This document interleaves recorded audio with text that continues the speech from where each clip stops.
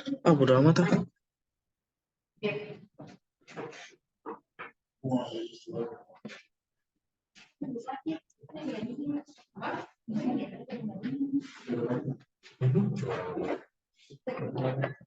Assalamualaikum warahmatullahi wabarakatuh. Di sini saya mau presentasi mata kuliah pengantar ekonomi makro, dan perkenalkan nama saya Aris Jordan Sembiring, NIM 28922500176, Prodi Manajemen.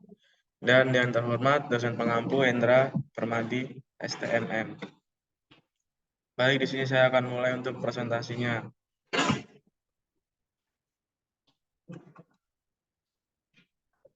Pengantar ekonomi makro. Ekonomi makro adalah bagian dari ilmu ekonomi yang mempelajari perilaku perekonomian suatu negara secara keseluruhan. Dalam presentasi ini, kita akan menjelajahi konsep dasar, tujuan, dan kebijakan ekonomi makro, serta dampaknya terhadap masyarakat.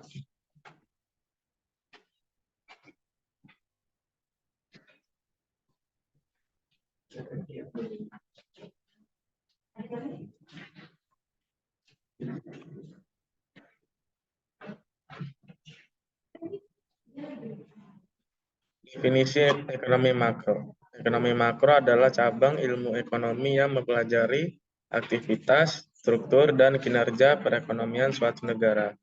Ini melibatkan analisis faktor-faktor seperti produksi, konsumsi, investasi, dan inflasi.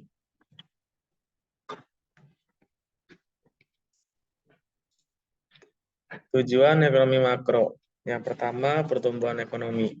Menjaga dan meningkatkan pertumbuhan ekonomi suatu negara agar menciptakan lapangan kerja dan kemakmuran bagi penduduknya. Dua, stabilitas harga. Mengontrol inflasi agar harga barang dan jasa tetap stabil sehingga daya beli masyarakat terjaga dan bisnis dapat beroperasi dengan baik. Tiga, distribusi income. Memastikan distribusi pendapatan yang adil dan merata dengan mengurangi ketimpangan ekonomi dan kemiskinan.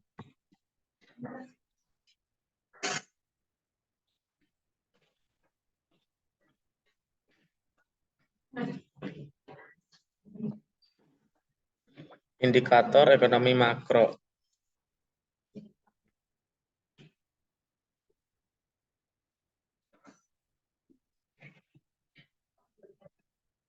PDB atau produk domestik bruto.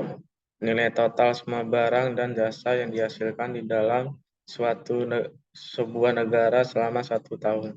Inflasi, kenaikan umum dan terus-menerus dalam harga barang dan jasa selama periode waktu tertentu. Angka pengangguran, jumlah orang yang tidak memiliki pekerjaan pada saat tertentu dalam populasi tenaga kerja total.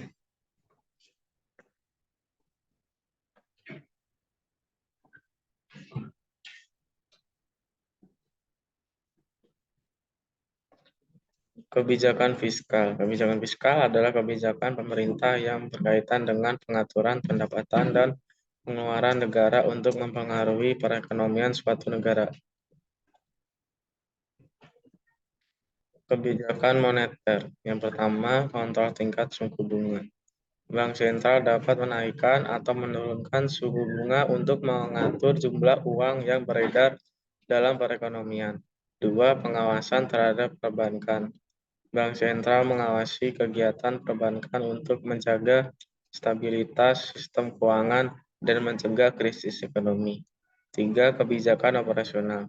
Bank sentral menggunakan instrumen kebijakan operasional seperti open market operation untuk mengendalikan likuiditas di pasar keuangan. Dampak perubahan ekonomi makro. Yang pertama, peluang usaha baru. Perubahan ekonomi makro dapat menciptakan peluang bagi baru pengusaha untuk mengembangkan bisnis dan memanfaatkan pasar yang berkembang. Yang kedua, pengaruh terhadap konsumsi. Ketika ekonomi sedang bagus, kenaikan pendapatan dan optimisme masyarakat dapat mendorong konsumsi barang dan jasa yang lebih tinggi. Tiga, angka pengangguran. Ketika ekonomi mengalami resesi, dapat terjadi kenaikan angka pengangguran karena perusahaan melakukan pemotongan tenaga kerja untuk mengurangi biaya. Berikut gambar untuk peluang usaha baru. Dan berikut gambar tentang pengaruh terhadap konsumsi. Dan berikut gambar tentang angka pengangguran. No money, no what. Kesimpulannya, ekonomi makro adalah bidang studi yang penting untuk memahami perekonomian suatu negara secara menyeluruh dengan memahami konsep dasar, tujuan, dan kebijakan ekonomi makro. Kita dapat berkontribusi dalam menciptakan pertumbuhan ekonomi yang berkelanjutan dan meningkatkan kesejahteraan masyarakat.